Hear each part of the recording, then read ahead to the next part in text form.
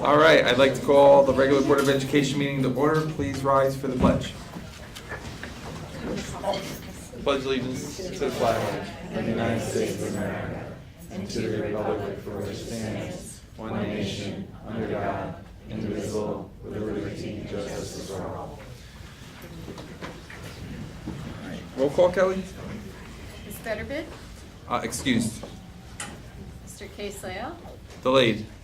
Ms. Flynn? Here. Mr. Rakowski? Here. Ms. Stadler? Delayed. Mr. Singh? Here. Mr. Wolf? Here. Ms. Hewer? Here. Mr. White? Present. Fire exits, Matt? Exits are in the back of the LGI. All right, tonight we have 3 workshops. The first workshop is going to be with Dutchess County BOCES, and we have Dr. Hooley here. As he's walking up, I just want to make a little public service announcement. We have 3 really cool things we're celebrating tonight.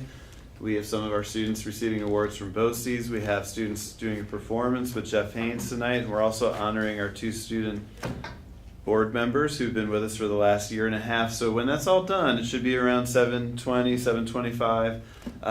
We have this really huge cake in the art gallery room. And so I can't eat it all by myself, so hopefully you all stick around and help us have this cake. Sound like a deal? All right, good. So, Dr. Hooley? Thank you, members of the board. We appreciate, we know June meetings are very busy, so we appreciate your setting aside some time for us. We have an award tonight. We call it the Students of Distinction Award, and we offer them in our 3 educational programs, our Career in Tech, our Salt Point Center programs, and our alternative high school. Tonight it gives me a great deal of pleasure to introduce our principal, Mitchell Schrone, who will introduce your student who we share and who is receiving the Student of Distinction Award tonight.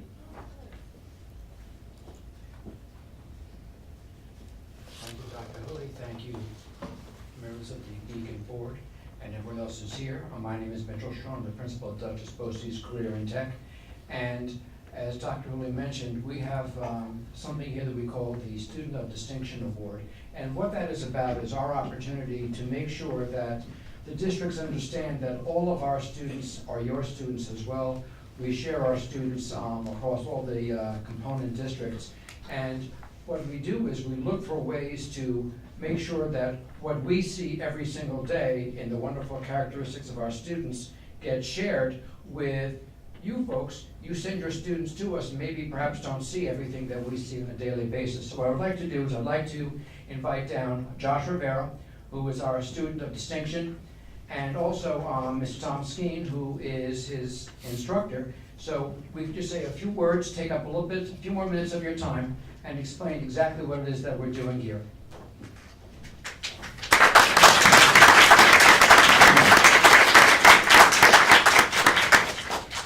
So Josh is here with his mother and his father, and in front of the community. We'll take a little bit about what this award represents. So in Dutchess BOCES at the Career and Technical Institute, what we're really looking for is making sure that our students embody the ideals of career and technical education. And what we do at CTI is we call it the Go Pro program. Stands for Guidance, Optimism, Professionalism, Respect, and Opportunity. And when we look around the student body, we're always looking for those students who are able to stand up and represent all of that.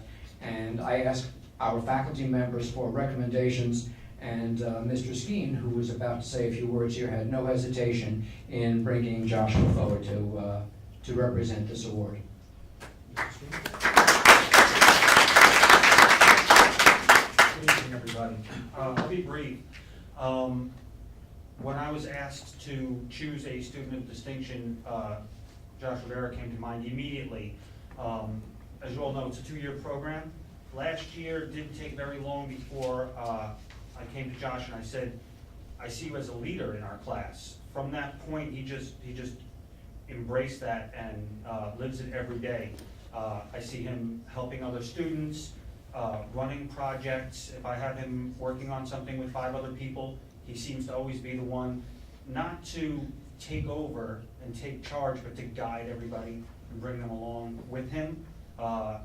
He went to skills competition and brought us home a silver medal in carpentry. I was always afraid when I send people to skills that maybe I don't have them prepared enough, but he showed me, of course, that he had it under control. I could stand here all night and say great things about him, so why don't I just give you Josh?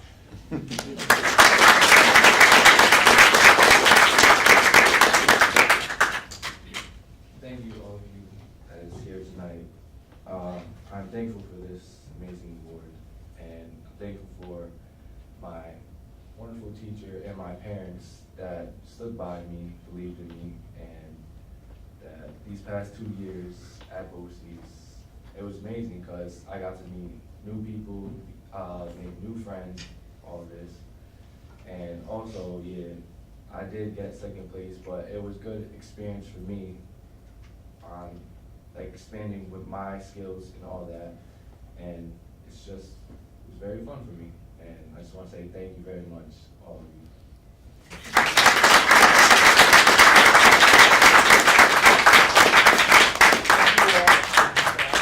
The rest of your meeting. Thank you. Should we do a picture? Josh, we're gonna make you come shake all the board members' hands up here if you don't. You can come up in the front here.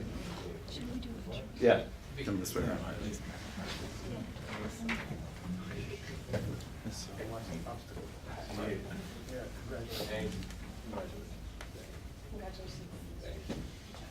Congratulations.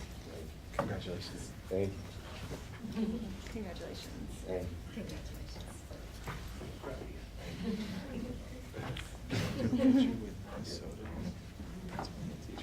What's that? Yeah, Josh, we're gonna while Mr. Haynes and his performance crew, the drummers and some poetry tonight are gonna get set up. Josh, we're gonna get a picture of you and the folks from BOCES and Ms. Soto, okay? And your parents would be great too. We'll do it out in the hallway. Yeah. Thank you. Okay. My name is Jeff Haynes. I've been in this community. I'm a transplant from Brooklyn. I've been here 15 years now, and I've been honored to work inside the school system with the elementary schools, with the fifth graders, working within their curriculum with the Underground Railroad and the Civil War. And so I've done that for years, and then I wasn't in the system for a while, and then I finally got to meet Mr. Landau and Mr. Wright, who I want to thank Dr. Landau and Mr. Wright for bringing me back into the community. All right, I want to give out 2 thanks to them. I want to thank Mr. Solstice for having me over in the middle school, Ms. Soto for having me here in the high school. I've been blessed to, be in this community, as I said, for 15 years. I had the great honor of working with Mr. Seeger, Ms. Wright. I've done Pete Seeger's last 5 CDs in my recording studio. Even got a Grammy for a children's CD that we've done together. And the last 2 CDs was his audiobooks, but he always supported the children and this community. And I believe in this community. It takes a community to raise a child, a whole community.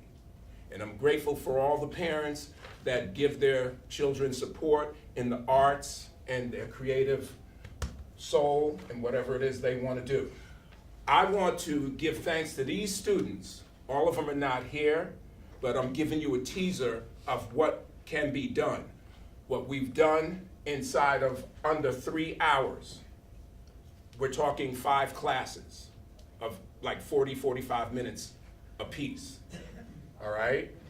So the middle school, we put on a performance there, but what can be done in that amount of time, imagine if we went from the 7th grade to the 8th grade and then into the high school like I've done in other communities, and they just keep growing and the production keeps getting bigger and better. So what I'm doing tonight, the middle school is gonna represent the spoken word part of, they did the drumming as well, but they're gonna do the spoken word element, and my high school students here will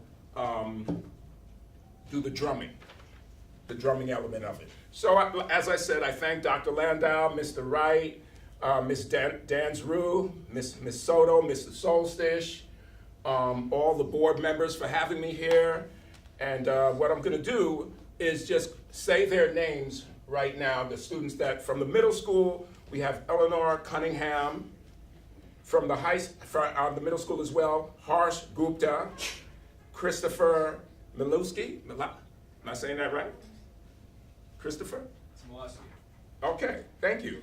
And Sharon Van Duran. Okay, from the high school, we have Alexander, to my right here, Ullian. Josiah Russell, who I'm so glad who made it this evening. Thank you very much for making that effort, Josiah.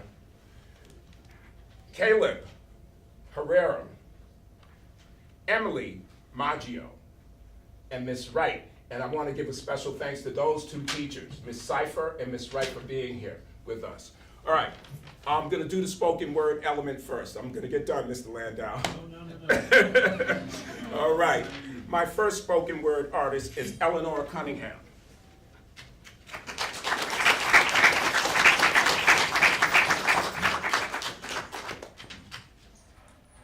Now, what I want to say is these young people are learning to be spoken word artists, public speakers, and politicians.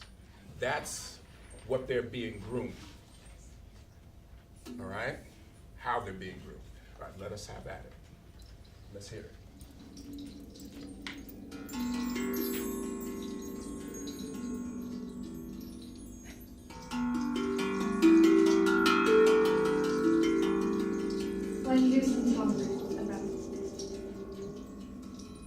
What is the right thing to do, and how important it is that one gives up one's place to whomever, for whatever, and yet through quiet observation, one sees how they always do as they please. Whenever they please, as long as they please. So please respect all for all, and respect self for self. Save self for self. Serve self for self. Satisfy self for self. Love self for self. Then one can please the world.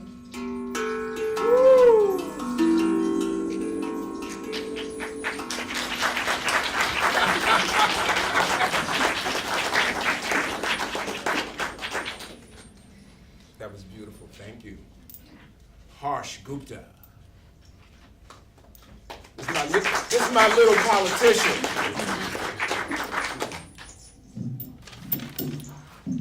Thank you, Susan. All right. Very, very nicely.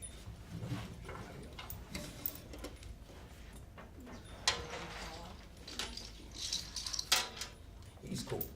He's got this.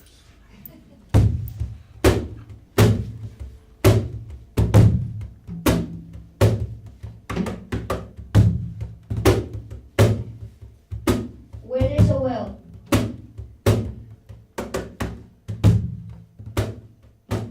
there is a way.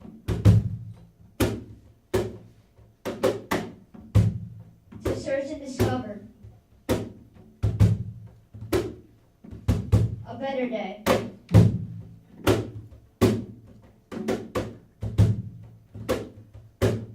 Where a positive heart is all you need.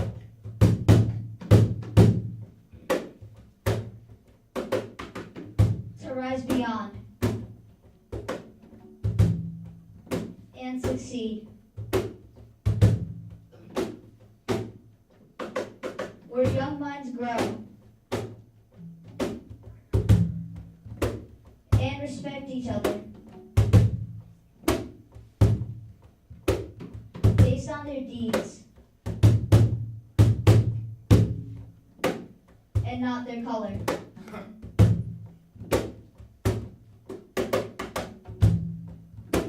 When times are dim,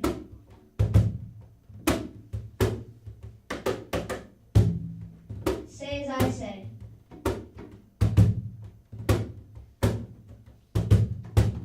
Where there's a will,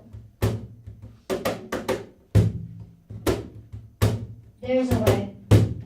Yeah.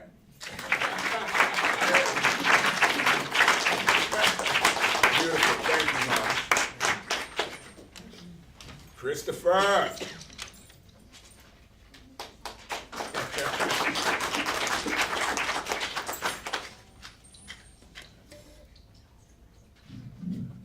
I would hold that sheet in your hand.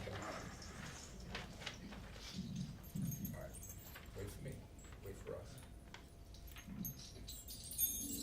Not that much, easy. Let's see if I can get this in here for a second. Keep going, don't stop.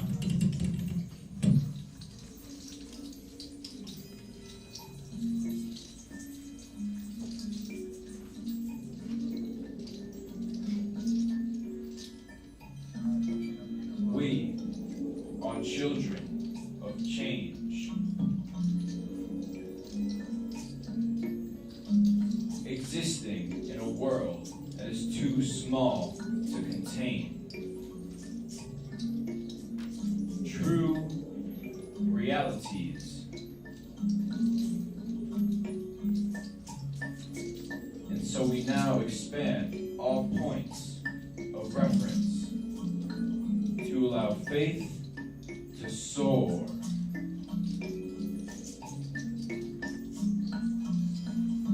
On the wings of forever.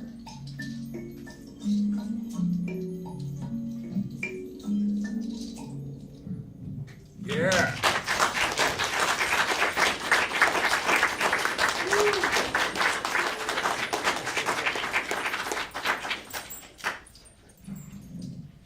Sharon, you ready? Yeah. Come on, show. Sharon Van Duran. Doran. I stand corrected. All right, Sharon, give me, don't start till, I start playing this, and even at that, just give it, I'll cue, okay? Family, have at it.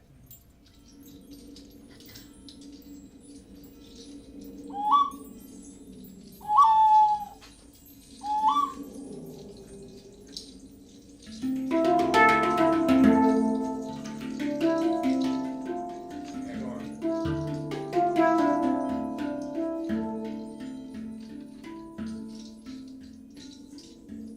I speak the language of life. My words enhance voices.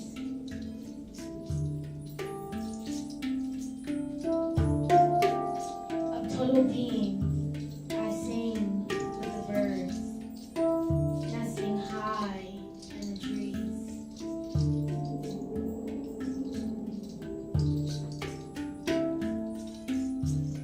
I talk to the wind, she answers with a breeze.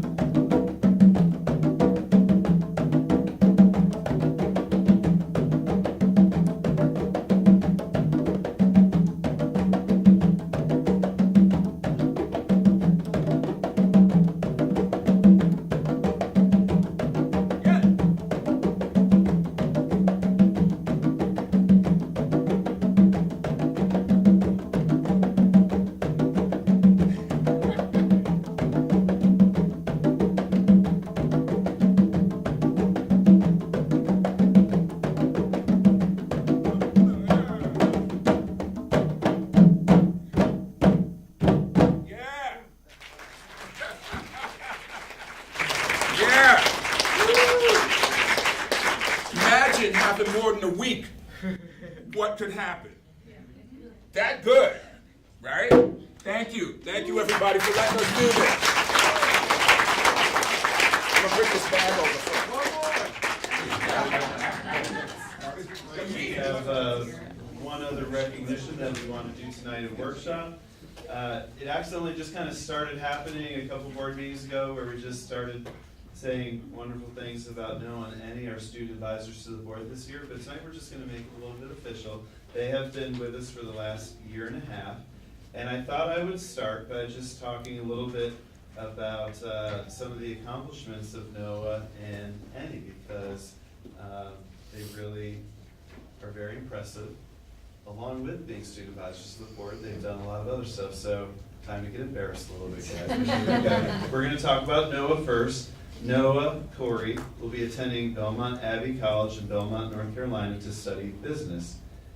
He will also be a member of the NCAA cycling team for Belmont Abbey. During high school, he has been a member of the mock trial team, secretary for the National Honor Society, a member and a student advisor member of the Board of Education for Beacon, and a member of the bowling, cross-country, and track teams. He was also nominated for the Student of the Year campaign for the Leukemia and Lymphoma Society.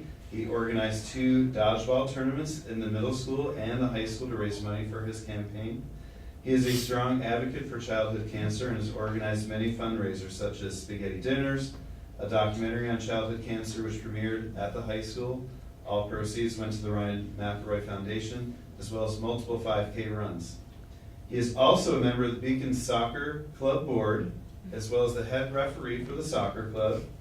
I can attest to that one personally. I was substitute coaching last Saturday, and I didn't know where to go, and Noah walked over and was like, go right over there. And, he's kind of just everywhere, leading everywhere through the community. And he's received multiple Scholar Athlete Awards as well as Merit Scholarship Awards. So Noah, we just want to say thank you for everything. And I'll make you come up in just a second, but thanks for everything you've done. And this is super impressive, and it's just been a privilege to get to know you the last year and a half. So thank you.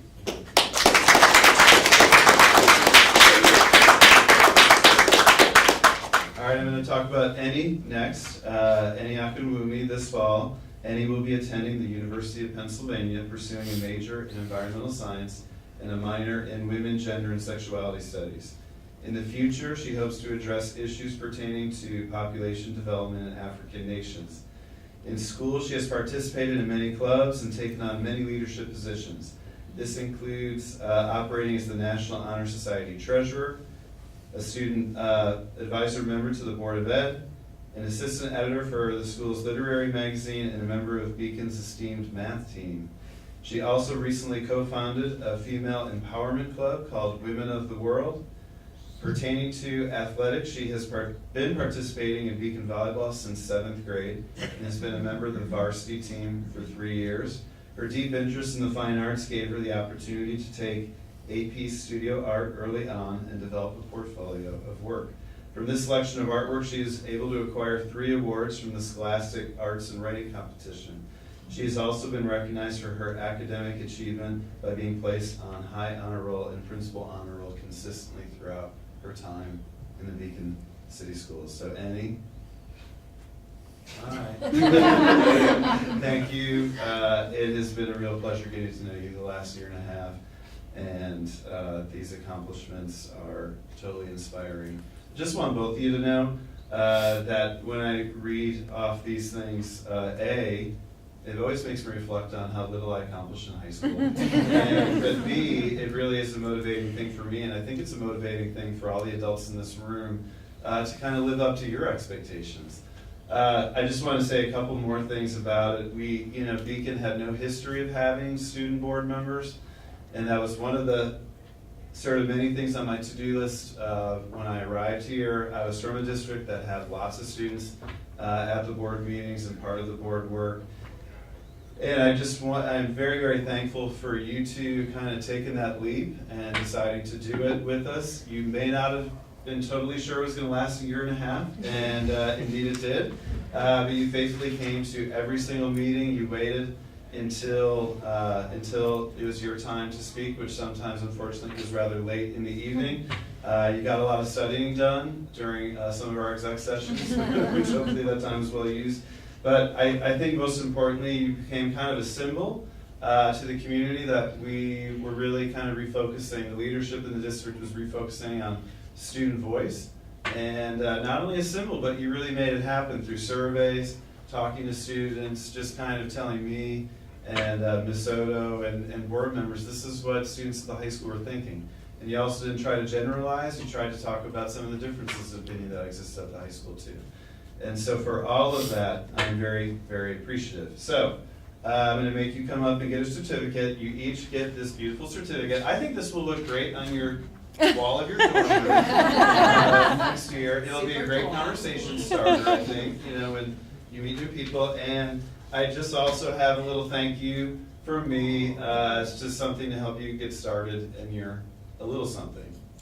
Emphasis and lowering expectations here. A little something to help you kind of embark on your college days. And then my final gift is to allow you to very briefly speak right now, so you don't have to wait until 9:30 to do it, because after we have the cake and you say what you want to say to us all, you're going to get to leave. And just as a little other announcement, we will have our 2 new student board members coming to the next meeting, so we're excited about that. We're not going to officially unveil it yet, because it'd be good for them to know who they are before we say it. I'm just, you know, because we've always been putting you on the spot for the last year and a half, so I'm going to put you on the spot now. What would you like to say? Hello,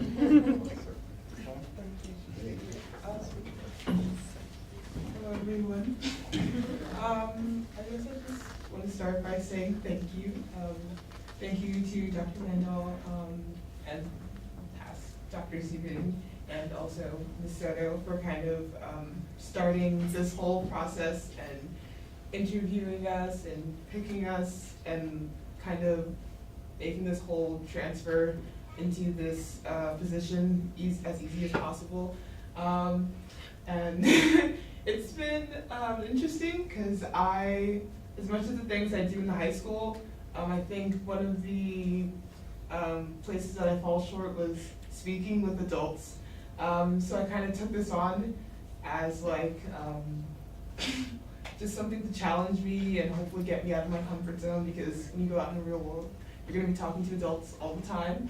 So I was really nervous in the beginning, but really thankful to have this opportunity, because I think it's definitely opened my eyes to not only just what the school does and what's going on behind the scenes, but just the different opinions, the different sides you can take on every issue or anything that comes up.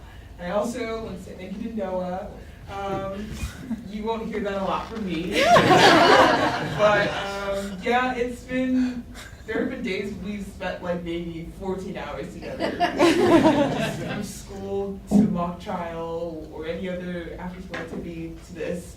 But he's been really nice and supportive through the whole thing. We kind of empowered each other. So yeah, thank you, Noah, and I hope that wherever you go, wherever you end up, that you know, you're doing the best as you possibly can be.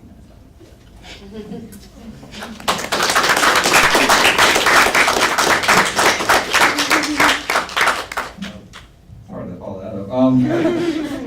Thank you, Annie. I also want to start off by thanking Dr. Landau, Ms. Soto, and Dr. Sieverding. It's been a crazy year and a half. I'll say when we went through this process last December, me and Annie were in the same A-push class, and we were both we both knew what was happening. So we were like, at first we didn't know we were both going to get it, and then we were walking out of class and we got the email from Dr. Landau saying we both got it, and that was pretty fun and rambling. It's been fun, you know. Definitely crazy experiences, learning a lot. Like, I don't think it's fun now to tell the kids and students like what actually happened.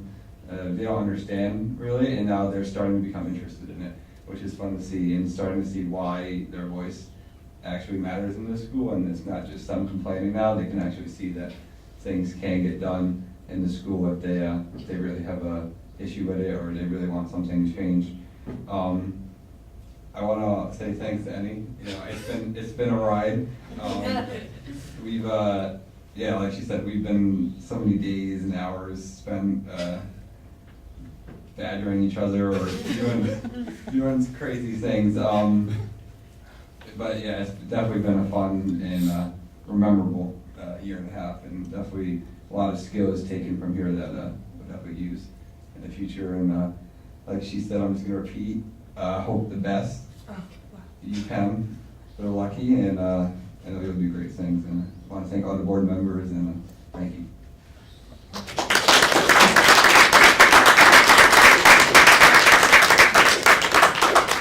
For the official presentation of your. Don't you like the idea of this hanging on the wall? Yeah, definitely.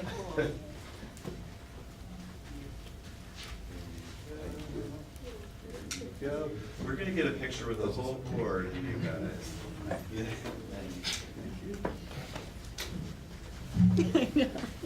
Yeah, let's do it here.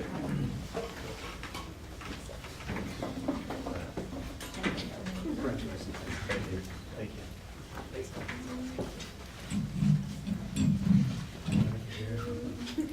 Thank you. Yeah. Thank you. Thank you guys so much. Thank you. Thank you.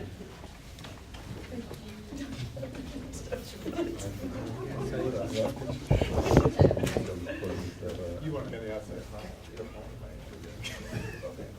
Okay, guys, ready? Yeah. 1, 2. Okay. This is going in the newsletter. Nice shot. Thank you, everyone. You guys get ready for a lot of these. It's gonna be a lot of wait, hold. All right, it's cake time.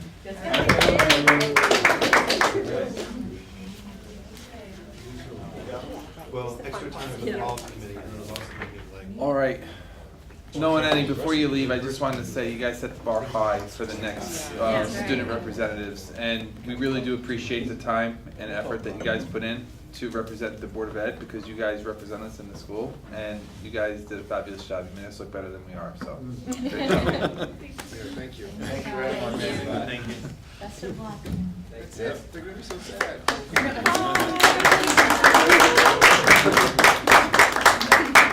your brother. Future school board advisor. Yeah. All Just right. remembers the 2 pieces of cake he got from the board president. I need a motion to adjourn to executive session to review the employment history of a particular individuals. Second.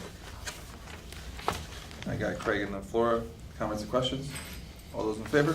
Aye. Opposed? Motion carried 8-0. Alrighty. In reviewing the agenda, we do have one correction to the agenda. And that is item on the consent agenda. Hold on 1 second. It is 11.05C is going to be removed from the consent agenda. That's an instructional and personnel list regarding extended school years staff. That is going to be removed. There were no other items that need to be.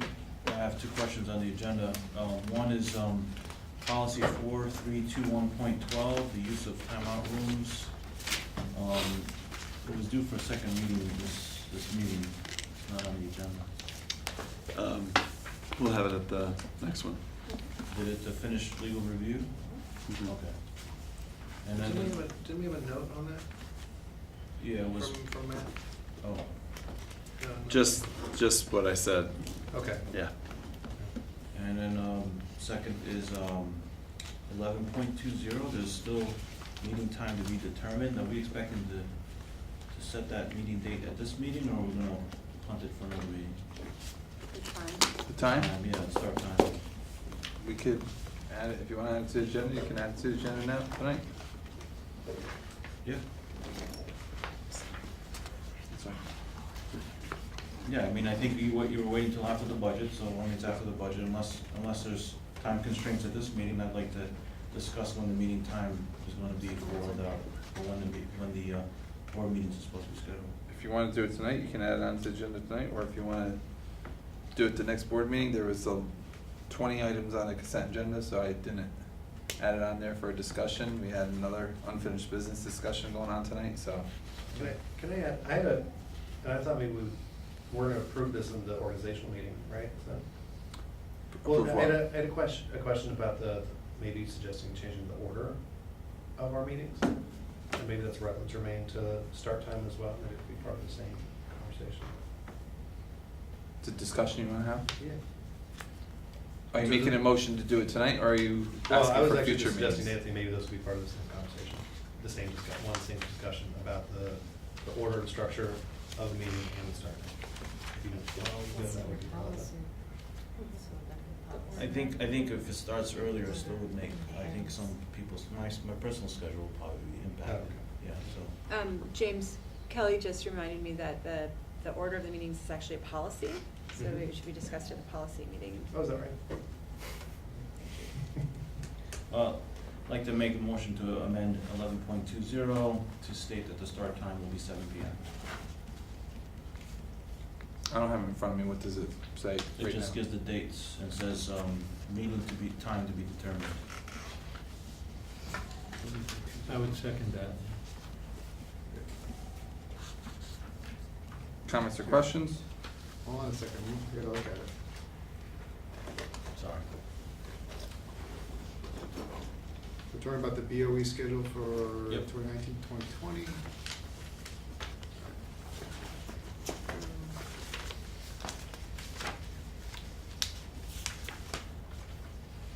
So what you're saying is that because it says state's meeting time to be determined, you're trying to set the meeting time? Yep. To start at, 7 p.m. but there's no other, No other changes to that there's item. no other recommendations on this?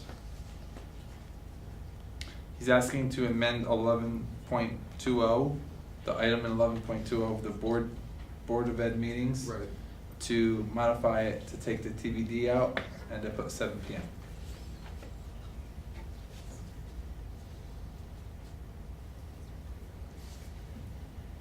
So, there was a motion by Anthony, it was seconded by Craig. And then I asked for comments or questions. Well, so the question is, what does everybody else think? I'm fine with What do y'all that. think? I think there was a discussion about, there was something about starting them earlier. We had kind of been having this discussion before. I think Alyssa said that that would be a bit of a hardship for her because she's coming from Danbury. I think for Anthony as well, it's a hardship. I'm just interested to hear what everybody says. I mean, 7's fine for me, but I mean, is anybody, if everybody's good with 7 or I prefer 7 as well. 7, Craig? 7 is good. I like to eat dinner. I'm gonna settle down for, it could be a meeting that goes on to midnight. I'd like to have a meal in my belly before I do it. I usually nap. I think maybe the idea was that we were starting them earlier so that we wouldn't be, wrecked the next day for work if we go to midnight. So maybe we can not, when we have a retreat, we could talk about, if we're gonna keep this time at 7, then about the efficiency of our meeting so that we can make sure that people who have to get up and work the next day. And the other thing was that we had student board members as well, so taking into consideration, if we start at 7, then we do a workshop, then we get, their comments weren't getting until 8:30. I mean, in a good night, it was 8 o'clock, 8:30, sometimes it was 9 o'clock, 9:30. This is why I wanted to talk about changing the structure. My idea for thinking about wanting to propose and talking about changing the order of the meetings is pushing up the student and board comments and public comments to the front of the meeting before executive, so that we can, I've heard from many people in the public that the meetings are very difficult because they show up, and then we go to executive, and then they don't really know when they're gonna have comments, and if they wanna hear our responses, they have to wait till very, very late. So I wanted to propose the idea of actually flipping the order of the meeting, so that we allow opportunity for board comments and public comments, superintendent's report, and a response. And that's what we talked, there was Front end some of the discussion about if we started at 6:30, you could start with the executive session first, Mhm. and then the meeting would technically start at 7 o'clock. Right. So, I mean, I like James's proposal there, but it's not really for policy committee to discuss. You know, executive sessions, while we target a certain time will return, is not always guaranteed. Well, if we Right, but I think if that we had a set time that we, hey, you know what, let's meet at, if then we could backwards plan, saying, okay, we need to be back by 7 o'clock. If we know that executive session is gonna be a little longer, maybe we start at 6:15 because it's gonna be 45 minutes, or the first, or have a second executive session. What would be the reason against doing all the public comments and response first, then we go to executive, then we come back and do our consent agenda? I like it. We've run the board meetings several different ways. That was run in the past. I think my first year here, or first year on the board, it was similar to that. There were complaints, the public had complaints about it at that time as well.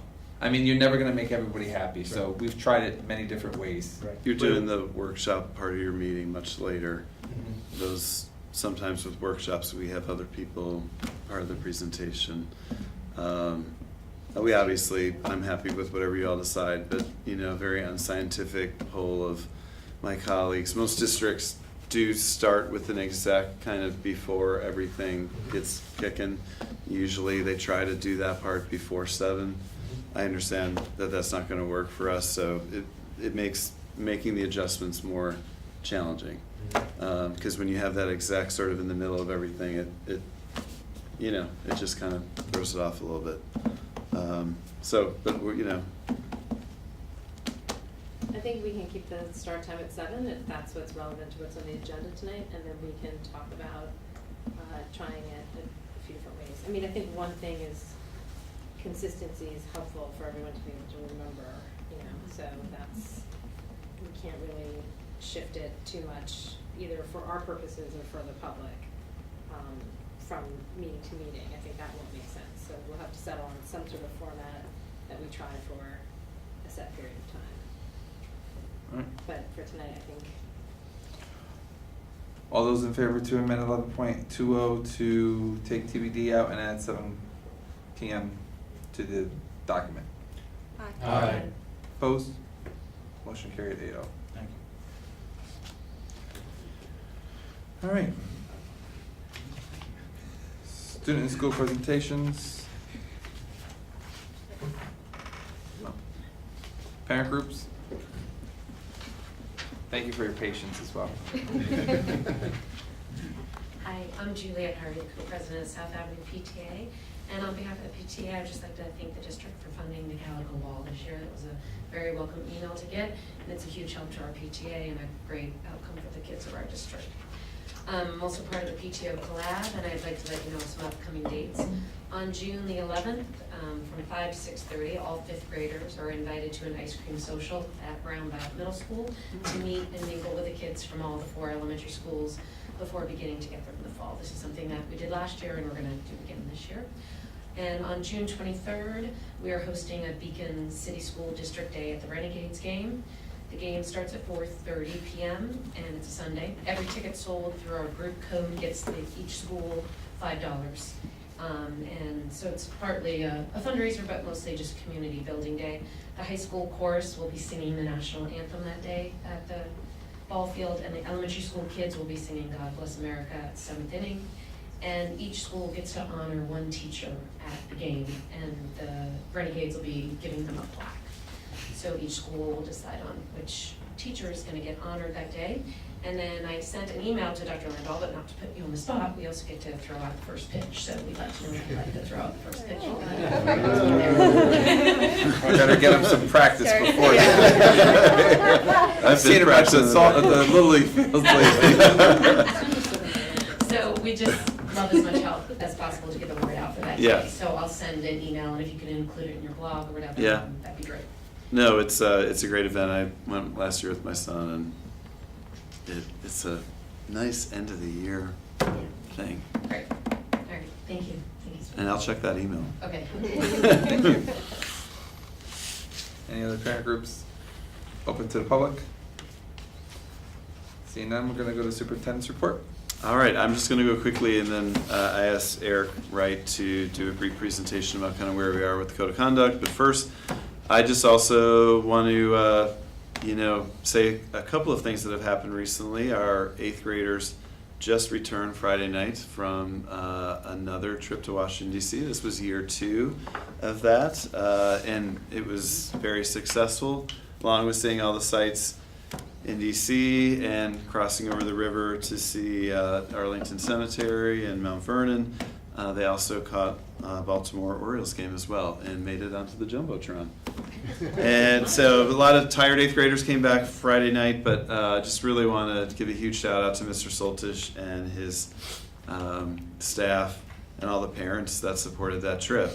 Along with that, our last week also represented kind of the last 2 schools did the Sharp overnight for 5th graders, where they spend 2 nights overnight at Sharp Reservation.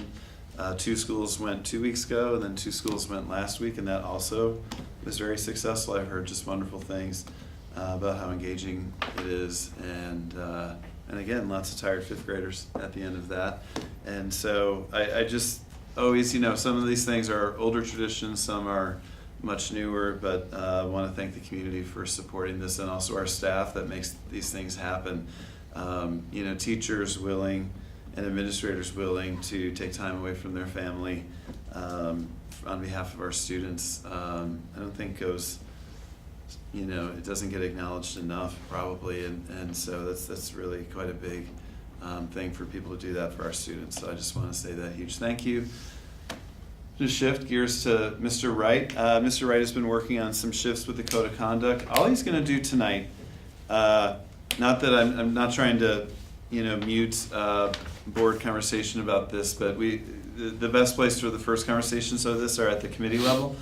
And so I just wanted him to give an update to the board on kind of where we are with the code. And then James is chair of the policy committee. I was going to reach out to you, or Eric and I were going to reach out to you about just trying to kind of map maybe if we could work in like 1 or 2 work sessions along with an official committee meeting, just to try to get things done in a sort of... Anthony, we're actually talking about the next Okay. one. So, but Eric, thanks for putting this together for tonight. Members of the board, Dr. Landau, thank you for giving me the opportunity to give some updates on where we are in terms of the process of updating Code of Conduct. But before I begin, I just want to say off the record, for the record, that we know that our superintendent, Dr. Landau, is very competitive. He did score the first basket in the Harlem Wizards game. So I'm sure he'll be ready to throw the first pitch. Oh, wow. Sticking up for America. It's on the record in here, Eric, when you speak into the microphone. Yeah. So the Code of Conduct, why should we update? As for state ed law, effective June 2009, each board of education is responsible for updating annually the Code of Conduct if necessary. Our last real update was in June 2016. So I think we reached that point where, based off of NISBA's recommendations, to make updates to the Code of Conduct. So the approach, as we talked about in previous meetings, we've been working with the Mediation Center of Dutchess County, and they work with us in terms of bringing in restorative practices to our secondary level. They've had trainings at both our professional learning days this year, one for our high school and then recently for our middle school. So what we did after those sessions is we worked with them to have them come in as we put together some focus groups for 3 constituent groups: our parents, our students, and our teachers. And so you see the picture that I used there, just about a circle. It's because they used the circle practice to lead those sessions. And we had some great sessions with all 3 groups. Student feedback, what they said about the code. They felt that student expectations should be modeled. Explicit expectations give students something to aspire to. More clarity, more structure. Some of our our students felt like the document is punitive. They felt like disciplinary responses should be consistent. That as educators, we shouldn't go to consequences first. And then lastly, check on students that make mistakes to help them do it differently the next time. Those were all powerful comments that we took to heart. The conversations that as I stated, it took place with Dutchess Mediation, but we also have principals at the secondary level that attended. We had 2 sessions with our high school students, and then a session with our Rombau team, with our Rombau students. Parent feedback, similarly, too punitive. Suspension, timeout room is overused. They felt like it was subjective, leads to disparate treatment, and then lastly, needs to be more of a learning tool. Some of our teacher feedback needs more clarity around the supports that are available. Enforcement should look the same for one person to the next. And then lastly, a connection between reflection and ownership of actions.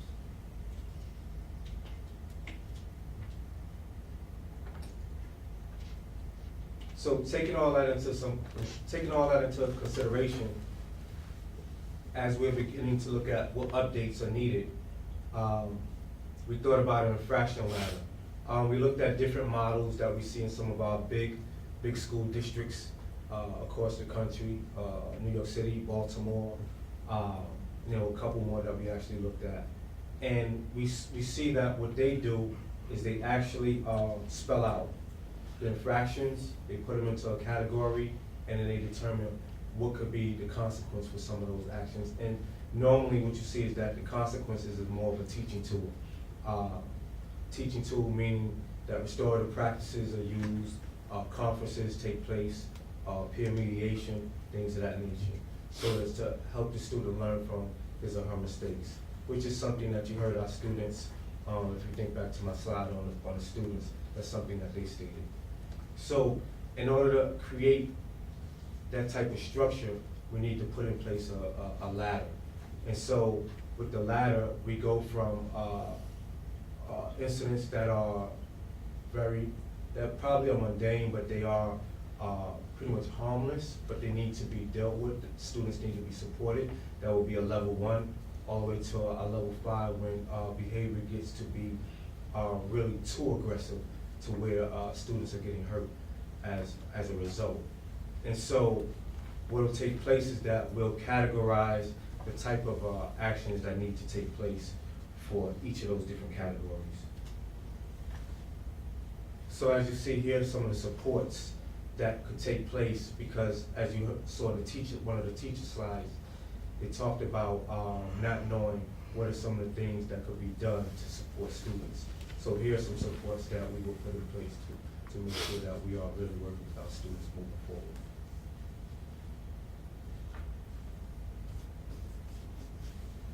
So goals.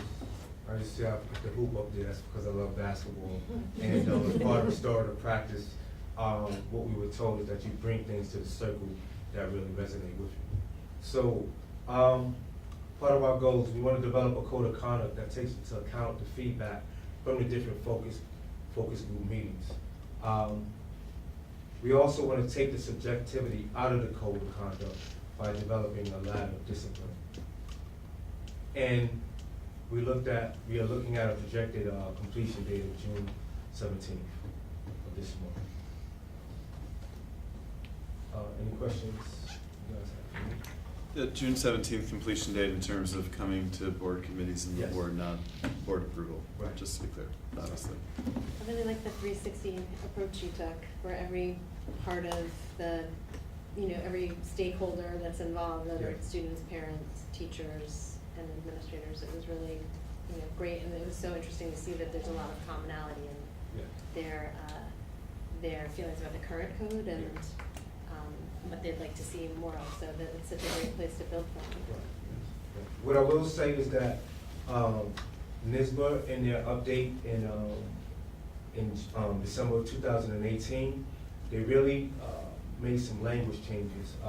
They brought in restorative practices, much more to the code of conduct, so it's really talking about how can we support students. And I think that was a springboard for us to really move it forward. And so once we began to read that, it was a no-brainer to have the Mediation Center of Dutchess County to be part of this process. I can't remember the second slide, but when's the deadline that we have to approve revisions? I mean, we can approve revisions anytime, but there was something about timeline, like we should be reviewing it and then a review every year in June, correct? Yeah. Yes, review every year, yes. And then if we're gonna make changes, there's no deadline to when we make those changes though, right? No, we just would, if we want it for the following year, we just want to have it in time to go to the printer, you know, so that we can make sure that the families have it. And what date would that be? We're targeting the July 22nd board meeting for the policy part, which is tight. We understand that. With 2 readings or maybe waiving 1 reading, or depends on how it works out? Okay. How long is it going to be? It's substantial, right? Yes, unfortunately, but we want to have, moving forward, we want to have a simplified version for parents to like really correct. I think we're on the right track here. Really like methodology and the feedback and incorporating the feedback. I will be making I learn a little more. Be interested to make sure, you know, how it actually operates in the classroom, because we want to also make sure we minimize disruption to other students. Absolutely. You know, so we're not taking time away from other students as issues are being resolved or addressed. So that's, yes. I'm interested in seeing that piece of it. Okay. Yeah. Thank you. Thanks, I'm Eric. sorry. Actually, one last question. Sorry, just since you're no, I'm sorry, never mind. I'll say for policy committee. Go ahead. We'll have plenty of time to talk about it. You good? Yeah, good. Thank you. All right, thank you. All right, committee reports included board comments. Craig? Thank you. Earlier tonight, we heard a performance by Jeff Haynes and his group of percussionist poets. And one of them was a young fellow who I also saw earlier in a different environment, which is worthy of some remark. And it had to do with a program at St. Andrew's Church, which involved our music program, and three of our music students, Josiah Russell, Kaylee Garrett, and Madeline Corellis, who were playing flute. They're all, Josiah was playing percussion, but he also plays flute, a very talented guy. And this was at part of the program called the Beacon Wind Residency with Vent Nouveau, which is a professional wind ensemble that comes in to the high school and works with the band. This year, it reached the level where some of the students wanted to do a small ensemble performance. So that happened. It was very well received by a small but happy audience. So I thought that was worthy of some recognition. This is part of the school district program that winds up going out into a community setting. That's great to see. I hope to see the program of our Calico Ball, which is a wonderful show if you can manage to get out in the morning to go see it.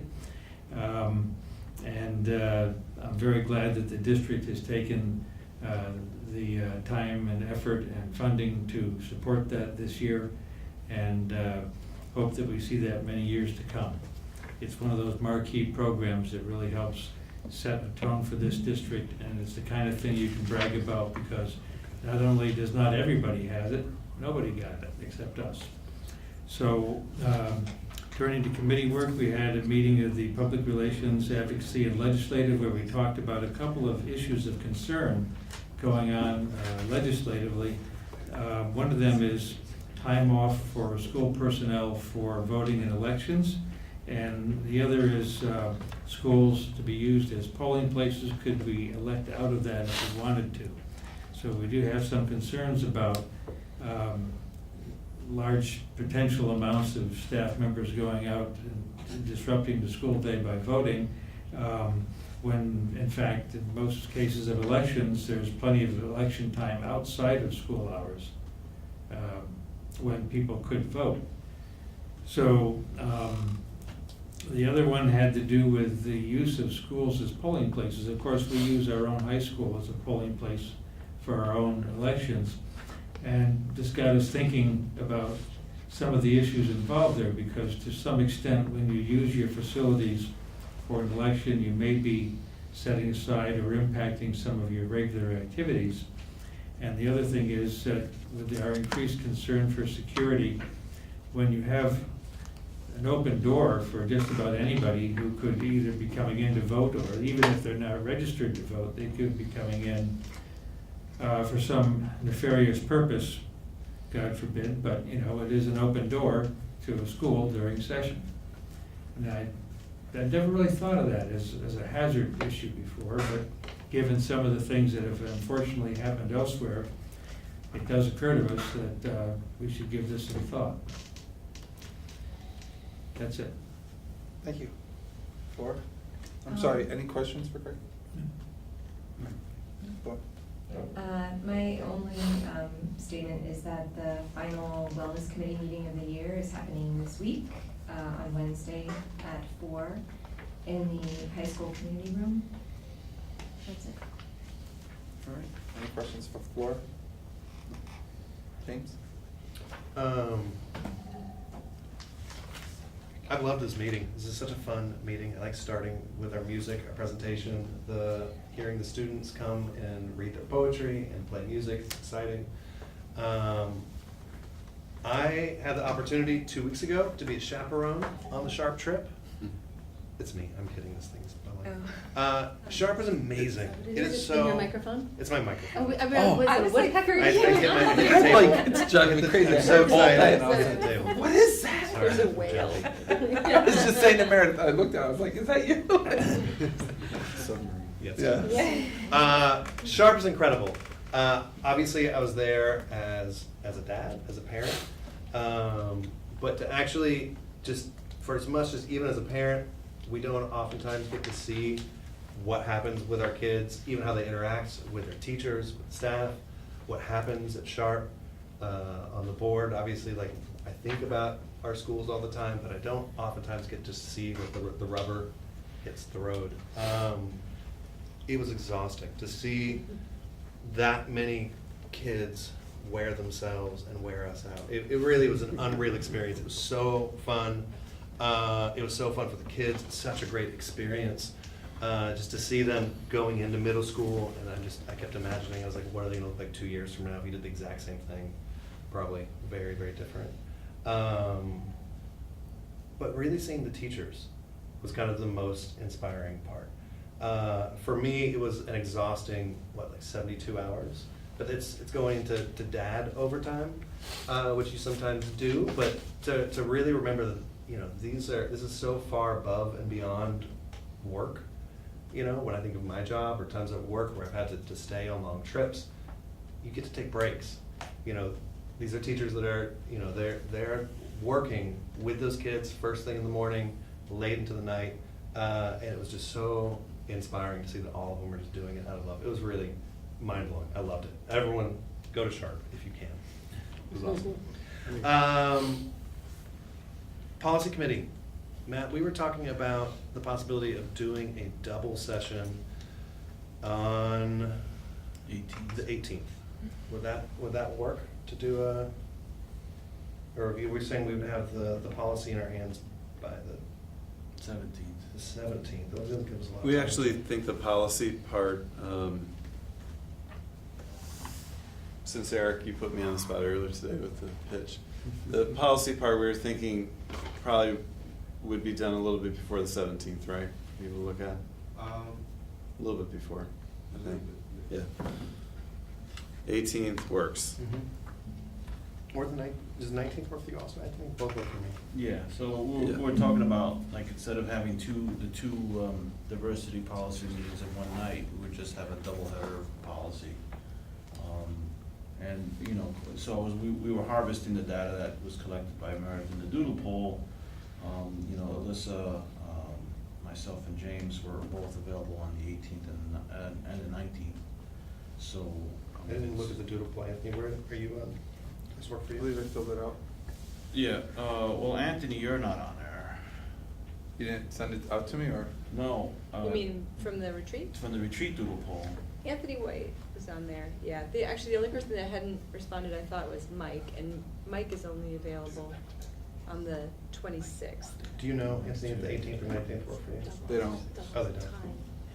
Yeah, I don't see Anthony, I'm sorry, Anthony, why I don't see your thing on there. Oh, really? It wasn't sent to me, I don't think. I only got one. For the retreat? Yeah, no, I got for the retreat, Yeah. the 26th. Yeah, I'm using the data on the retreat. The 26th, I put in, or I might have emailed it to you. I'm pretty sure you answered the poll, but I can't, Yeah. I don't have my computer tonight, so. Okay. If we schedule it on a day that you can't be there, are you okay with that? Or would you prefer us to run the doodle again or figure out what it is? I mean, what time are you gonna start at? 7? Yeah. If you started later, I can make it. What Like time? 8:30. Do like an 8. You wanna come late? If we're doing a double, Yeah. do 7, you could come. Or are we doing double? Because Like there's a so long- much for the Choose code of conduct. one long policy meeting, right? Yeah. Instead of a One diversity long- meeting, a No, policy diversity double meeting. header. Because it sort of overlaps, you know, sort of, That's fine, whatever you guys want. I've explained it. It's fine, three people are there, so go with what works for the majority. Okay, great. So 18th or 19th? Yep. Why don't we do the 19th so we have 2 days to look at, All right. actually Okay. read the code of conduct? Sounds good. And we'll send it to the whole board as well, too. Yeah, that'd be great. So y'all will have it. Okay. Thank you. Great, thanks.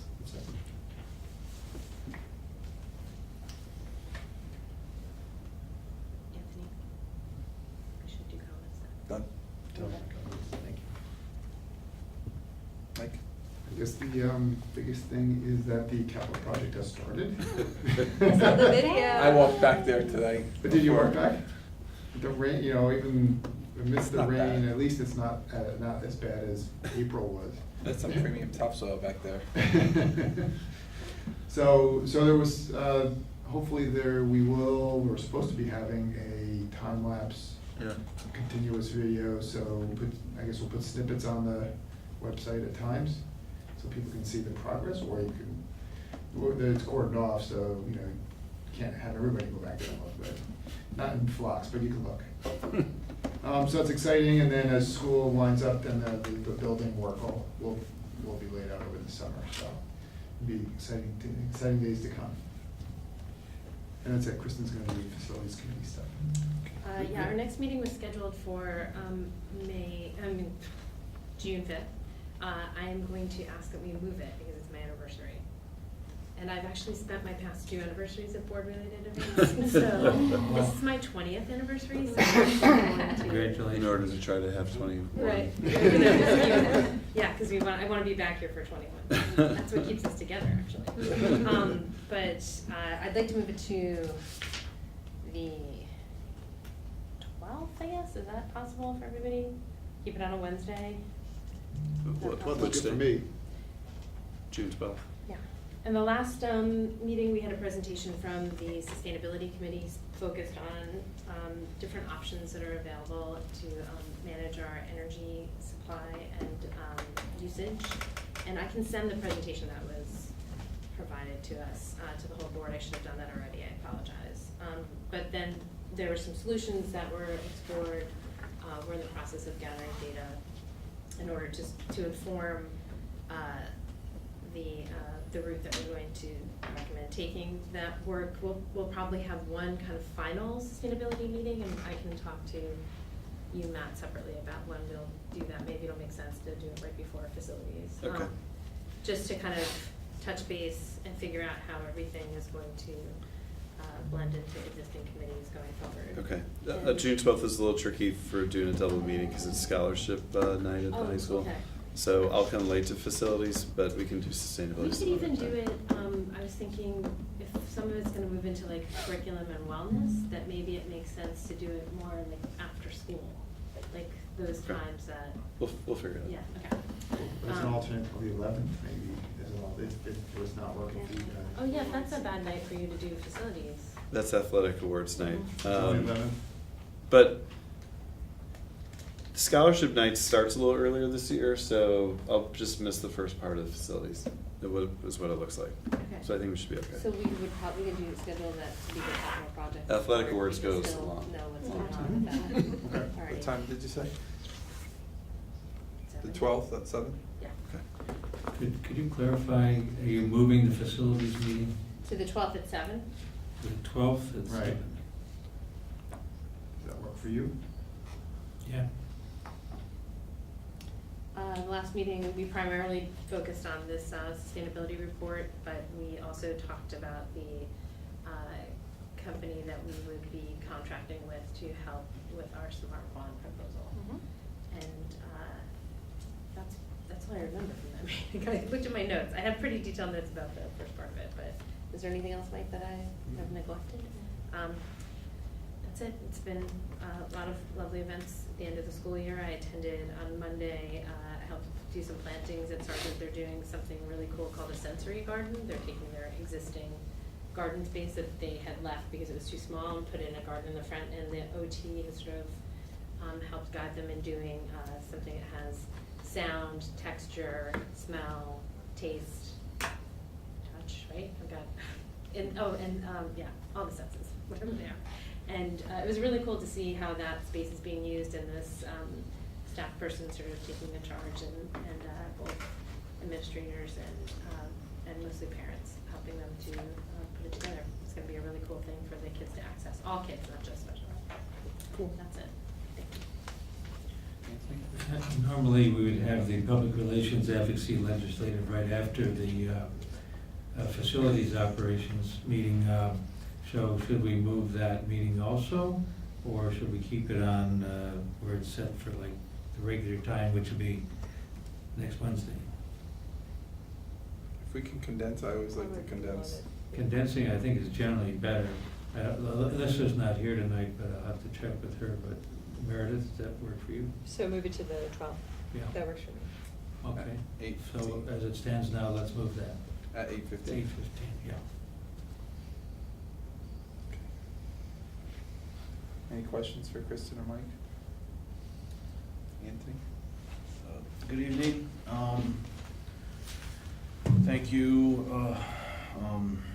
for the musical presentation this morning and all the accolades for all the people doing all the achievements that they've had. And thank you for the presentation on the code of conduct status. It's it's been on my mind for a while on revisions that are more that are needed in there. And then I've been talking also to James, as James had said, that to try to accommodate how we're going to dig through that policy and review it and send it to the board. So I'm glad that's working out. I have raised this before, and I keep getting this question from different people. It's not the same. It's not usually the same person, but they asked me for a map of the elementary school, I guess, catchment areas, or whatever you want to call them. I tell them they gotta call Gail Morgan, and I get this reaction of why would I propose such an somewhat archaic solution to that? Why is this map not published? So I want to bring it up again because it's being brought up again to me from again a different person. Whether we can, and I've offered actually, because part of my job at work is maps. So whether if you want, I can help do a map. So. Okay. Is that it? Yeah, thank you. Any questions for Anthony? Meredith? I wanted to just say, yeah, this board meeting was so great. So much student focus, which was really lovely, and really, I feel like having the student board members has made us feel so much more connected to the high school and connected to the student experience, which has just been awesome, so thanks for that. I attended the curriculum committee meeting. Much of what we talked about, everyone is familiar with, because there are things that are in this budget that we passed, so that's awesome, thank you. One thing that came up is that we have this new science teacher who we talked about earlier this year, because he is starting this program that will be really a 4-year program for science research. But he also had received a grant from Amazon that at the school that he taught at before, and he was able to have that grant transferred to him here at Beacon. And with that grant, he's going to do another computer science course. So we've now tripled our computer science from 0 to, I think, 3 classes now in 2 years, which is not bad. Yeah. We should feel very proud about that. We also talked about the fact that we will be doing summer school for Phys Ed for the first time in several years, so that students who need that to graduate are able to do it. And we've talked again about the issue of some of these students are doing this recovery because they didn't do the swimming part of gym, and how do we solve that? And I think that our John G. Mehta had a great idea of getting students in the pool earlier, and so we're sort of working on how to do that, how to make field trips to the high school so that students can get in the pool earlier and they feel comfortable in the water and comfortable with their bodies. And in the meantime, just making it easier for them to do the credit recovery when they need to. And also, we had some teachers that have been involved in creating writing rubrics, training through BOCES to help us to have a more regular rubric throughout K through 12, so that students and teachers are speaking the same language about what we're looking for there. And I think that's it. The next meeting is on the 19th. Will there be cake? I need something. I'll bring something.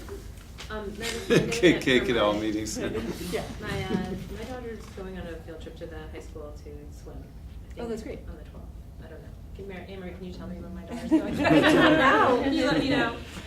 Yeah, it's and happening. she's very excited about it because it's like a special treat. So I feel like the more something that it makes sense to sort of Exactly, get and them it'll excited about it. build our swim team, and just in general, just a great thing. And we have this pool that we should be very proud of. So. Any questions for Mary? Matt, are you the contact? Remember you mentioned before about the Texaco grant, and was that a one-time only, or that was like some sort of a? We've received several grants from Texaco. Yeah. We received a grant this year for $4,000. Okay, and that's still going towards science and technology? We have it in a trust and agency account. We're kind of holding on to it to Yeah. see what we want to use it for. When do you think you'll report out on that? I think Eric was thinking that we might be using it for some of the Project Lead the Way professional development. Am I putting words in your mouth? Or? Yeah, we're looking to see if it's feasible to do that or some of the materials. But yeah, we're going to definitely provide it. But the intent was for science and technology, right? Project Lead the Way is. Okay, so Texaco doesn't mind that, I guess. All right. They've been very receptive to how we've used it. I don't know if there will be any continuing grants. They're sort of, it seems like they're shifting. Like we were having monthly meetings for 7 years or something like that, and now they've sort of, we haven't heard from them for a while, so I'm not sure what's going on. Thank you. Can I ask you a question related to the curriculum meeting, or curriculum policy committee, or curriculum committee? It came up, it's come up in the past in the diversity and equity committee, this question about reviewing our textbooks, particularly around like history, literature, poli-sci, some of that might actually touch into some areas that overlap with equity and representation. We had the idea that an approach to do that, obviously we don't have time and we're not qualified to review textbooks, but there are there are groups out there that kind of look at publishers and look at Audit ones your. that kind of like audit some of that stuff. I wonder if that might make more sense as something to happen in the curriculum meeting or the curriculum committee. Yeah, I can bring it, our next meeting is really, I think, kind of an open meeting where we're just gonna talk about what we wanna accomplish next year, so I'll definitely. I mean, there's no rush. In fact, I don't think we even have a list. There's Yeah. been a lot to do at the end of the year, but Yeah. at some point, we're talking about getting a list of the textbooks, just the author, publisher, and edition, and just kind of like running through to kind of see where we are with that. Does that? We have the list of the social studies, we can start with that one. Do we teach strictly to those books though too? Because I No. kind of got the thing from Jonathan Costa that part of our strategic plan is that we're gonna move away from that framework. Right, well, and so much of the professional development that teachers are doing is really, you know, about creative teaching, so, yeah. We don't just teach straight off the textbook for the most part. I mean, I don't think the impulse on that was necessarily like throw all the books away by new, but as editions get updated, certainly there are different options for publishers, and I think my understanding is that there are academic groups that kind of give ratings to different publishers and sort of that are thinking along the lines of restorative practices, equity, and representation. That came up in the diversity committee, so like maybe that would be more appropriate for the curriculum. Are there particular groups that you have a name of a group? No. Interesting. Yeah. I'm asking. I don't remember the names of those groups, but there are. I can pull them up. And send But them around. is there a state, guidelines for them? Districts are free to choose whatever curriculum they want to follow. The best experience I had with curriculum and books is when you have your own people look at them and vet the books prior to. So hiring an outside agency, they don't know the community. Having your teachers know, they vet the books, and usually when curriculum is being purchased, teachers, vet the curriculum with administrators to kind of see how it fits. So usually the guideline goes from the administrators, hey, here are the muffs. Yeah. Have at it and look at it. I mean, my hope, and I think it'd be really reassuring, is that we run all our textbooks and they come out saying like they're great. It's not an issue. I think it'd also be good just to kind of put that concern to bed a little bit. Well, as well. textbooks are almost becoming obsolete too, because now they're all on Chromebooks and stuff. So. Yeah. Any other questions for Meredith? All right, the only comment I have is to thank the community for their support in passing the budget. I think that it's been 3 years in a row where we've been at 80%. And that shows that the community has support in the board. The board has this, the administrators have support from the board, so it's like a nice ripple effect. So it's really nice to see that the community is supporting the budget. So great job, community. I have a question for you. Was there a I didn't meeting? know my comment had a question aspect to it, but go ahead. No, I'm sorry.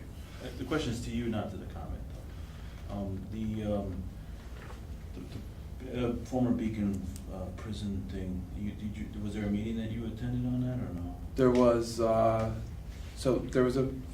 meant to say it at the last board meeting, I don't know, I forgot, and then I said it at the Facility and Operations Committee. I think I said, I was supposed to update the board on that they came up with the bike farm. Is going to be, they won the RFP. There were two groups, two RFPs that were submitted. One was Chance Academy, which was similar to the Doe Fund, and then one was the bike farm. So the bike farm has really good vision for the program, for the property. They want to do a 103-room hotel. They want to do, what's that called? The velodrome. They want to do a track. They want to have a school work program or work program. Farm. Agricultural, and he's looking to partner up with Common Grounds Farm. With that, there is a tunnel that he's trying to figure out for parking. Traffic's going to be a little, they have to go through the whole process, but the vision was shared, and he won the RFP. The bike farm won the RFP, so they're moving on with that process. Thank you for sitting on that. Yep. It was interesting, because some people would attend via phone, some people would be there in public, and Terrence was very good about trying to schedule a phone call, but then people wouldn't call in, so then he'd make personal calls and stuff, so. Alrighty, unfinished business, so we have a draft memorandum of understanding with the Dutchess County, any discussion on that MOU? Yes. This is just discussion, we're not approving the MOU? We're not approving, I mean, if we feel like it's ready to approve, but our attorney that's been working on it wasn't available to speak to us tonight. So it's not on for a vote, and it's just on for discussion, thinking that, you know, hopefully at the next board meeting, it could be something that we could act upon if there was anything that any members wanted to address or point out or anything.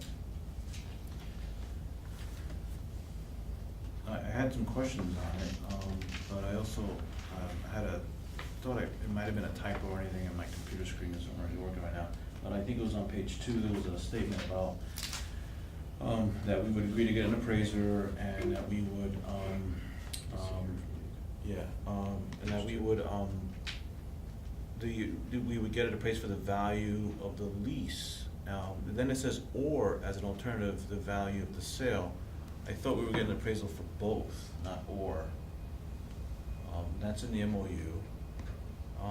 The MOU also speaks about 2020. I had a question about, like, it wasn't clear to me in the November 2018 MOU, you know, 2017 MOU, how it goes to 2020. It does mention the minimum of 1 year, but there's nothing in the old MOU that talks about what the talks about how much we would get for 2019. It would be the same as 2018. It doesn't speak about how much we would get in 2020, and I guess that's a loose end. I think that could be addressed here. So that was another comment that I had on that. And I'll stop there for now. Anthony, I don't know if I'm answering this, if I'm answering what you're asking, but we tried to check in. The attorney who's working on this, Dan Pettigrew, was kind of hard to reach today. Yeah. But he did get to, I was out of the office for a little bit, and he got to Anne Marie, and he said that it can be, his thinking is it can be, It's renewable. It's so renewable. If there's no agreement made, so the wording of it went, we signed it at the end of 18, it went into 19, it can be renewed 1 more year to 2020. Yeah, no, I'm not. If no agreement was sold. Yeah, no, I'm not asking, well, actually, I thought the MOU stated that if the Renegades don't agree, that it ends in 19, but that my question wasn't that we couldn't renew it. My question was, it wasn't a question, but I think it's kind of a loose end that the MOU speaks about what we would get, that the 2019, they call it not compensation, consideration, it would be equal to 2018, but there's no mention in the old MOU, the November 2018 MOU about 2020, if we would get the same consideration as 2018 or not. Where in the document are you referring to? I'm referring to the November 19, 2018 MOU. The prior one that The we. prior one. Not this. So I was comparing the prior one with the current one to see if there were any, anything that needs to be, that was left out of the new one that may, I kind of don't want things to fall through the cracks. Well, the new one though does say that the old one stands, right? Doesn't it say that at the? Furthering the intent of the. Yeah. So The do you supplemental feel like- MOU is entered in the interest of furthering the intent of the November 19, 2018 MOU. Yes, the intent of, well, I guess, but the 2018 MOU was very specific in terms of the consideration paid would be the same as 2018 for 2019. It specifically says 2019, doesn't say consideration would be paid until this is solved. until this is over, yeah. thought that might be a loose end. Again, like you said, the attorney isn't available, so maybe that's a question for the attorney. And then again, that one phrase that says "or," I think it's. You said page 2. Page 2, yeah. Number 1. Towards the end of that last sentence, it says "or as an alternative to value." I thought we were getting the services of an appraiser for both, not or. To me, when I read that, it meant both, either or. I mean, it's either here's the proposed lease, or here's the proposed sale value. I mean, that's how I took it. It would be a question for the attorney, I guess. Yeah. Any other questions? Yeah, this is improved versus previous drafts that we've seen, in that it lays out more clearly that we're looking at two options, that it's clear that we're looking at lease and we're also looking at sale.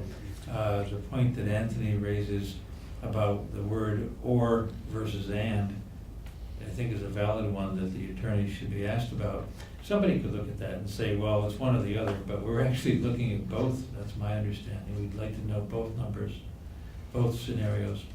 The other scenario has to do with the scope of what's being appraised. And this is a little better in that it clearly lays out that you've got the land that the stadium is on, which is about 21 acres, and then alternatively that land plus the north 21. One is tempted to look at that and say, well, you deduct one from the other and that gives you the value of the north 21. That might work. I think it's a little clearer if you lay it out that we'd like to see a separate value. Now, where am I going with that? We're just talking about this being sold or leased to the county simply because the county asked about it. We never thought about this until this came up, but we have a fiduciary responsibility to get the best value if we're going to dispose of it in any fashion. So we might not decide we want to sell it to the county at all. We might decide that North 21 will be sold to somebody else for a better price. We might want to go to market on that. We haven't even talked about it. And the county has not told us what the heck they want to do with it. It seems rather odd to me. I talked to one of our county legislators and said, what do you know about this? What do you think about this North 21 sale? And he said, or lease. He said, hadn't heard anything about it. So that could just be that the county administration doesn't bother to tell the legislature what they're working on, or maybe they just don't bother to tell the Democrats. But they haven't bothered to tell us either. Those are my thoughts. Number 4 has it broken out. Number 4 has it broken out. Yeah. In terms of clearly delineating. If the product of the appraisal is accepted to both the county and the district, the parties shall then enter negotiations for either a long-term lease or the sale of the stadium, or the sale of the stadium property together with the approximate plus minus 21 acres of contingent vacant land to the north and the east stadium property of plus or 4 acres of the contingent land. That's what I said. But what about a separate valuation on that North 21? It broke it out. It doesn't. It doesn't really. I'm looking at the RFP that we sent out, and I see, sorry, my computer's. Oh, it's saying that, right. But I'm looking at the RFP, I see we have one for the approximate 25.5 acres, and then 2 for the combined with the 21.5, but we don't have a 21.5 by itself.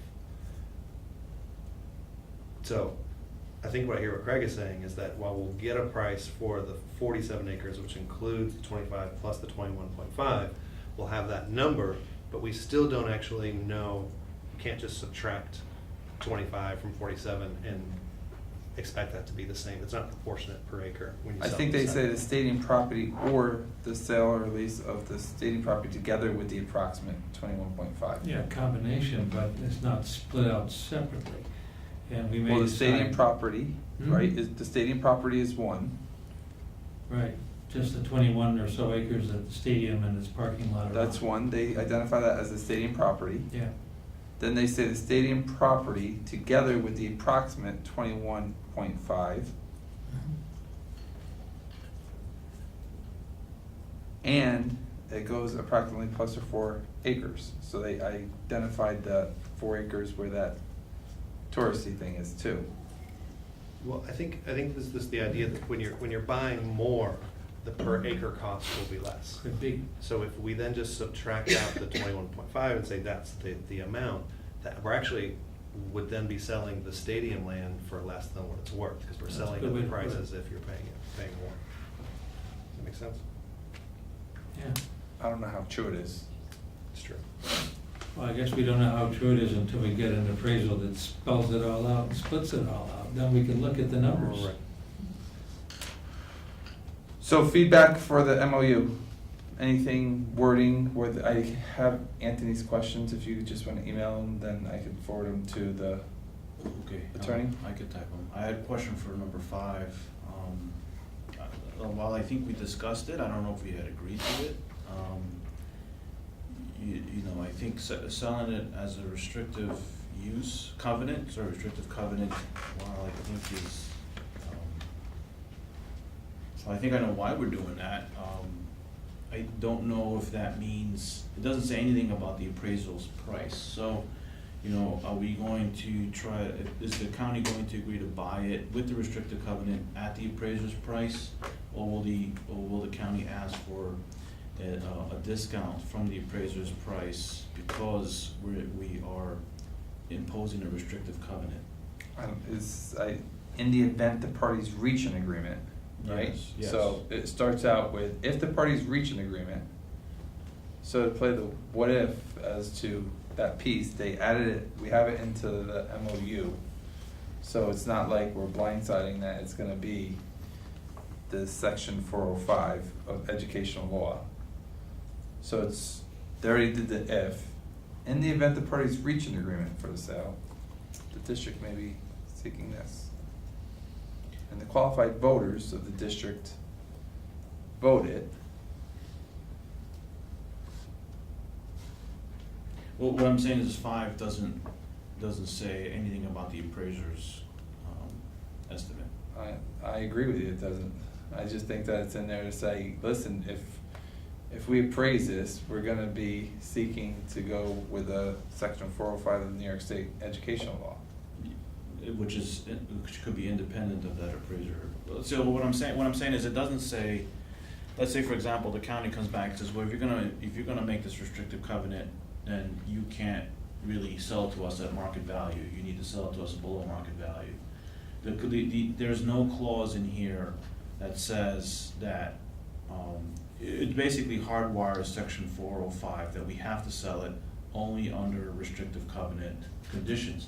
And, you know, if that means considerably less of the market value, that's also considerably less of, you know, of funds that we could provide for other programs here. So my concern with 5 is that it hardwires only one option to sell to the What if we district. just ask them to pull that from this MOU? Because that's sort of beyond the appraisal. This is just getting us to the appraisal process, hopefully. Hopefully. Right? I mean, that's a bit of negotiating after. Okay. I mean, it doesn't, yeah. Yeah, I mean, we have to discuss, we have to make a decision, we have to, you know, go back and forth and see what the appraiser's numbers are and see what the county's willing to give us for it. And send it to the voters. This hardwires that. What's the timing that we're up against here? I seem to remember there's a time constraint that we're working against. Well, it seems to come and go a little, the urgency Right. for the county. So if we remove that number 5, is that what we're suggesting? The Yeah, I section mean, it 4 or seems 5? outside of the scope of the proposal, the RFP for appraisal. I kinda like it in there. Well, I, in principle, am for the restrictive covenant, but I think that's part of the negotiating process after we see the appraisal. I don't see it as being pertinent to this. I don't think it hurts us to be in there. Do you think it changes, I think what Anthony was maybe asking is, does it change the appraisal if they know that this will be, a restrictive covenant? The appraisal's for the land, it's not how we're gonna sell it, right? Why do you like it? But I think that I think that's like, if there's been an argument made as to why to pull it, so why do you like it? What is it about it that you like being in there? I like that there were concerns from board members that hey, this land could be utilized for development purposes. And this statement of section 405 states that, no, it needs to be used for public use only. So like if there was some concern about, hey, how are we going to sell this land? Well, the only way we're gonna sell this land is if it's used for public use only. Not so it could be. Did we as a board discuss and agree on that? We have, several board members have said that they feel that way, but it has not been. I didn't say as there's the no board, I cons- said board members. Yeah. No, expressed. Yeah, but there's been But, yeah, no there would- consensus about it. Yeah. And I think it's true that we don't really know exactly what that means in terms of the difference in the two prices, the two sale prices. So I think, while, yeah, in principle, I'm totally for that, I would rather not see that land developed. I think I would wanna know, this is the sale price, if they were to develop it, to have the rights to develop it, and this is the sale price. Well, then it does put us in this very odd position though, where it's fiduciary, with a fiduciary responsibility. Exactly. And we're going to the highest bidder could put whatever they want there. And so Right. then that puts us in a very awkward position because it might not be in our interest ultimately. It gives us more money short term. Is there any way for us to find out, or now in this process, how much of a difference we're talking about, like in a ballpark sense? That's where the appraisal comes in. I mean, we have to have it appraised first. So it's not a question we can ask in general? No, I mean, I'm fine with pulling it. I just stated that I like it in there because I've heard concerns from board members about how, if it comes out and we're like, wow, that's a real good appraisal, and we're like, yeah, let's do this. I'm But I think playing just- Anthony's what if games now, but I'm just saying. I would like to have Just- a longer discussion about whether or not we do want to put those restrictions in, and I don't know if right now is the right time to Right, I have think that if you think discussion. about like a good process, I think having more information before we make that decision makes sense to me. It would have been useful to have Dan. It'll be useful to have him, Yeah. he's able to Mhm. come to advise us. And this particular sticking point is, as I'm seeing it, based on what Anthony has described and what you're describing is,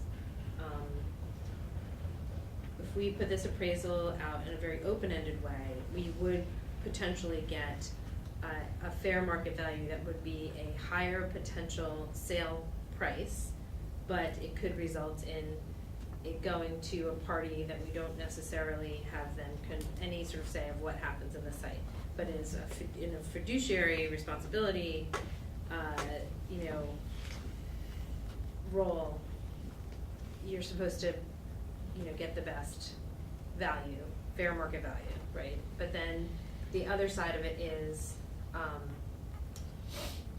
does it limit how it's appraised by saying that it will only be sold under these circumstances to a public entity, and that therefore impacts the appraisal? So I think we're in this place where it's an impasse that we will need to seek advice for, because none of us are real estate attorneys, and so it would be helpful to have that guidance, because otherwise I think we're just gonna go round and round and round.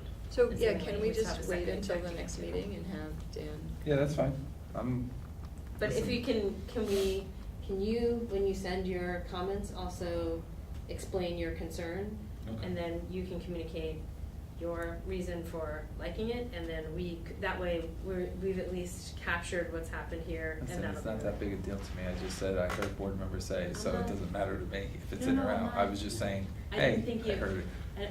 Yeah, I think there's a difference between shall and may. I actually think that I wasn't characterizing it as being a big deal. I was just trying to capture that this has been a process, so that is Okay. something that's come up in the process. And so if we can just memorialize it in some way so that we don't keep going over the same ground. So that's something that's been discussed, so it would be helpful to seek legal advice for it. And otherwise, I think we'll just keep going round and round with what ifs, and we still have a second exec to get to. I agree, but with all due respect, we'll get legal advice and it will still go round and round. Potentially. So, I don't think Well, that will stop it. Let's isolate it. I mean, I just want to call attention, Anthony did just make maybe a reasonable solution, which is to change the word shall to may.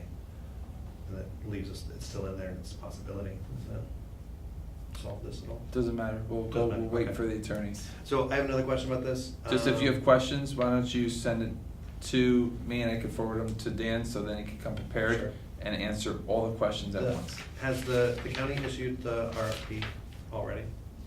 No, they're We waiting haven't to spoken end to the the waiting memorandum list. of understanding. So I'm looking at the RFP now and I see that there's the two sections. Can we add a number 3 to isolate the 21 acres. the 21.5 acres by itself? I'm not going, this discussion is about the MOU, that's gonna be a hard enough discussion. If you wanna bring that up, just put it in an email, so then we can express it to Dan, so then he could then answer all the questions that you have at once. Right. Okay.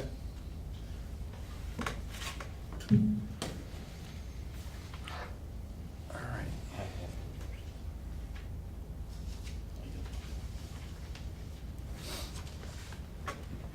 Did you see that?